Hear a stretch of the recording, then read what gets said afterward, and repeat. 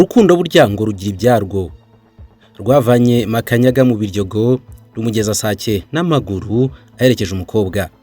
Bararuririmbye biratinda. Bararusiga abandi bararusiga. Yewe ngo n'uwo rushatse ruramusanga niko bavuga. Rukura ibikomangoma ibwami mu ngoro rukabigeza muri rubanda. Ni urukundo. Bajya bavuga yuko aho ifaranga rikubise burya ngo horoha, ariko urukundo rwakubise ho utekereza yuko byagenda gute? Namwe mufite ubuhamya bwinshi kandi bugenda butandukanye mushobora gusangiza abandi. Nyuma y'imyaka hafi 2 atandukanye n'umugabo we Jeff Bezos, umuherwe wa mbere ku isi, n'umuherwekazi Mackenzie Scott, ntabwo urukundo rwagumye kuramba. Burya ngo l'argent ne fait pas du bonheur. Nyamara Mackenzie Scott nyuma yo gusohoka mu rugo rw'umuherwe wa mbere ku isi, yinjiye mu rundi rugo rw'umugabo, ariko umugabo uciriritse wakwita usanzwe mu mafaranga, n'umwarimu.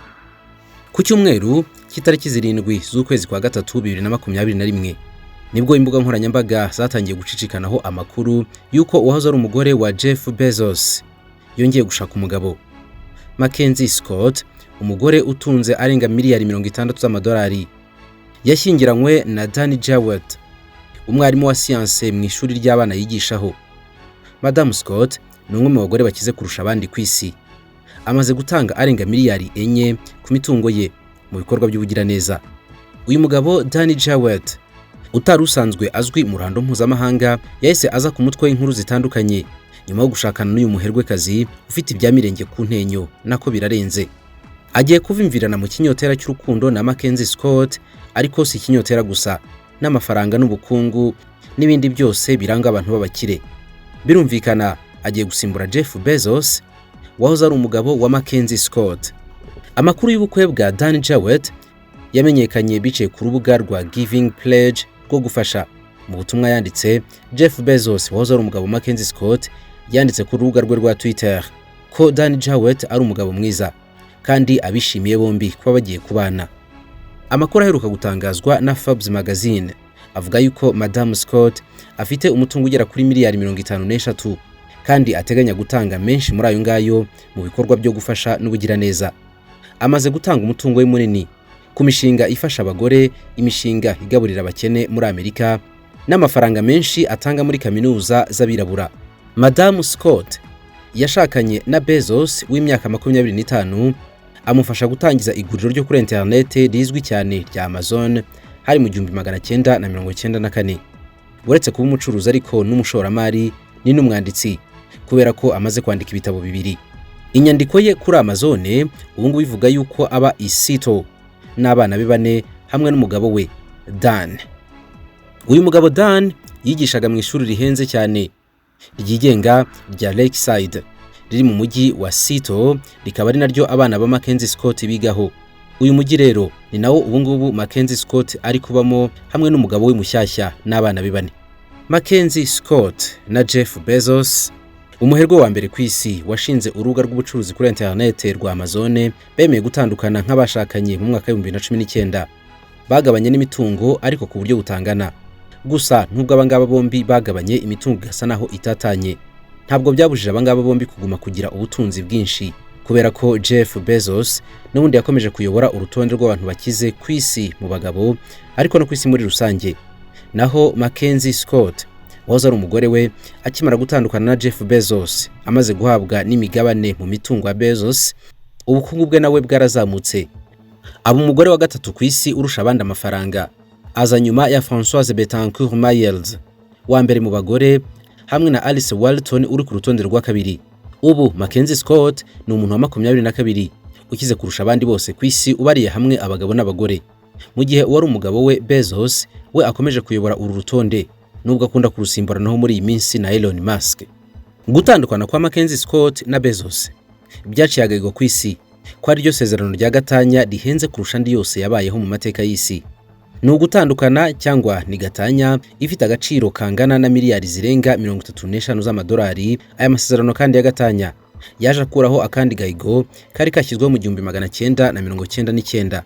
Muri uyu mwaka wa 1999 amateka ubundi yari yanditswe na Alice Waldenstein, umuherwe w'umufaransa ukora ibijyanye n'ubucuruzi bw'ibihangano cyangwa se ubugeni, hamwe n'umugore we Jocelyn Weinstein uzwi cyane mu mwuga wo guhindura amasura no kongera ubwiza, chirurgie esthétique.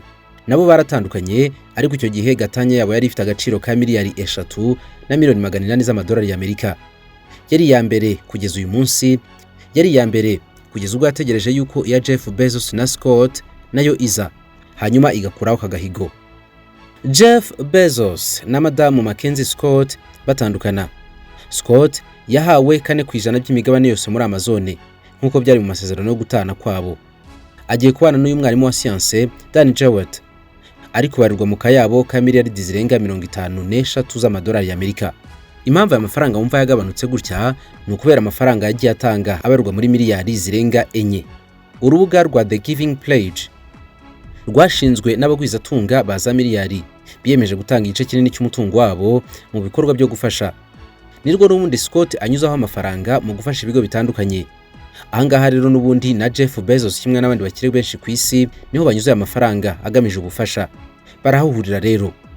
Uru rubuga ruherutse gutangaza yuko Dan Jewett nawe yiyandikishije mu bashaka gutanga ibyabo kugira ngo nawe atange ubufasha. Ibyahise byumvikanisha yuko uko byagenda kose Jewett utari ufite amafaranga menshi kuri konti, ayo yari afite ari nkayo kurya gusa, amafaranga ashobora kuzatanga arayavuye ku mugore we mushyashya Scott. Iki gikorwa cyo gutanga umutungo wabo mu bikorwa byo gufasha n'ubugira neza ubundi cyatangijwe na Bill Gates hamwe n'umugore we Melinda Gates, cyongera gushyirwamo imbaraga cyane na Warren Buffett mu 2010. Ariko n'abandi bakire batandukanye ku isi bagenda bagana kuri uru rubuga batanga amafaranga yabo kandi bakemeza gutanga menshi kugira ngo abave mu ntoki ajye gufasha imiryango itishoboye. Bari bagamije gukangurira abatunzi bya mirenge ku ntenyo nako ababirengeje kugira ngo bagire umutima w'ubufasha no gufasha abandi bantu benshi bari ku isi badashoboye. Jeff Bezos we asa naho atari muri iyi gahunda, ariko agakurikirana bya hafi ibikorwa n'aba baherwe. Mu butumwa bwo kuri uru rubuga, Dan Jewett yavuze yuko ari uruhurirane rushimishije kuba yarashakanye n'umwe mu bantu barangwa n'impuhwe yigeze kubona mu buzima bwe, kandi ko muri inyuma mu gutanga umutungo munini kugira ngo ufashe abakene. Yakomeje avuga yuko igice kinini cy'ubuzima bwe yakimaze ari umwarimu ndetse akaba n'umunyeshuri ushima ubuntu bw'abamukijije. Ibi ngibi ngo byatumye ahora yihatira gukurikiza urugero rwiza yahawe, bimuremamo rero umuco wo kumva yuko nawe agomba gutanga ubushobozi bwe bwose uko bwaba bungana kugira ngo afashe abakene.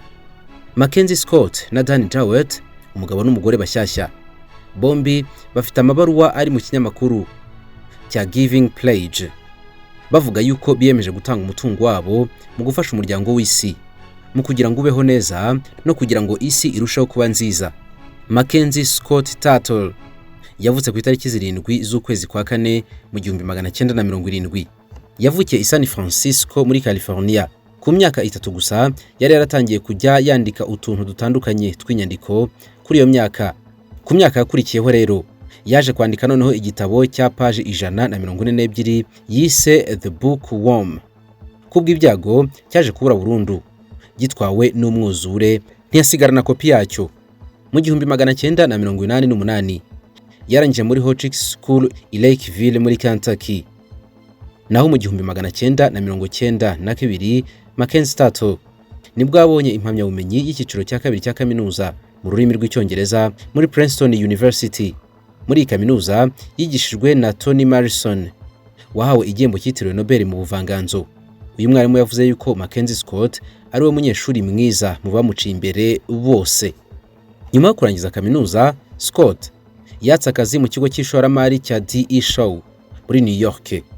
Akazi yashatse kara ko gukora ubushakashatsi.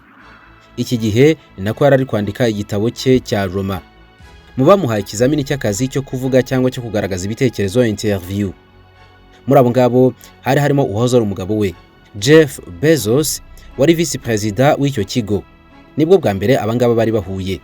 Mu 2015 Scott yanditse noneho igitabo cye cya mbere yise The Testing of Luther Albright. Iki gitabo yagihembeye nk'igitabo cyiza cy'umwaka mu bihembo bya American Book Awards. Ni igitabo cyari cyamutwaye imyaka igera ku 10 acyandika akusanya ibitekerezo byacyo, ari nako abifatanya no gufasha Bezos mu kubyaza umusaruro urubuga rwa Amazon.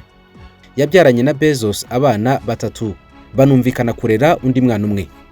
Mu 1994 nibwo Mackenzie na Jeff Bezos bavuye mu kigo bakoreraga cya DE Show, David Elliott Show, bajya gutura muri Seattle bashaka gutangiza urubuga rwabo bwite rwa internet rukorerwaho ubucuruzi rwa Amazon. Mackenzie Scott ari kuzuza hafi imyaka 51, ariko birashoboka yuko ashobora kuba yabyarana n'umugabo w'umushya Danny Jawet, bitewe nuko igihe cyo gucura cyangwa se guca imbyaro menopause kibaho hagati y'imyaka 45 ku bagore n'imyaka 55 bitewe n'impamvu runaka n'umubiri w'umugore, ariko nanone gishobora no guterwa n'izindi mpamvu zirimo nko kubagwa mu dusabo tw'intangangore cyangwa kubagwa muri nyababyeyi.